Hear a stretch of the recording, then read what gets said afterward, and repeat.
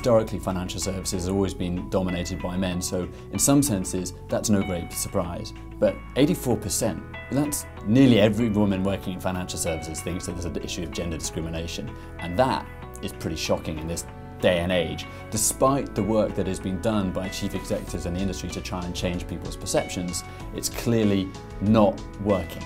And this is something that needs to change. Financial services challenge is attracting top talent to come and work for them. That means that gender diversity is a big piece of that, because they need to be able to attract both men and women coming out of university.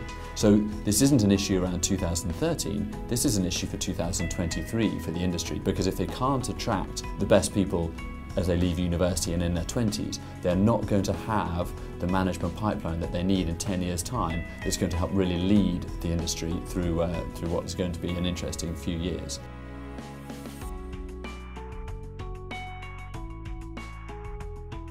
I think this comes back to perception.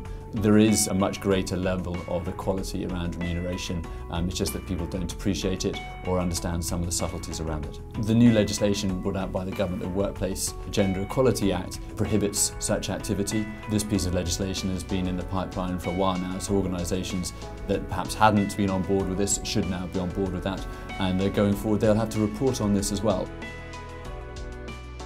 The industry as a whole needs to address this above and beyond the fact that men and women are equal and should be given the same career opportunities. From an industry perspective, it is strategically important and very, very relevant, because grads coming out of university today, 50% are men and 50% are women, and they're looking around the world and around across industries saying, well, where do I pursue my career? And if financial services isn't attracting, the best and the brightest of the graduates are just simply not going to come and work in financial services. They'd rather go and work in mining or technology or the environment, where they believe they can have a more fulfilling career, and women feel they can have a much longer career as well. So if banks are failing to attract these people, they're not going to have the strength and in-depth talent pipeline that they need to provide the strength of leadership to help their business develop going forward.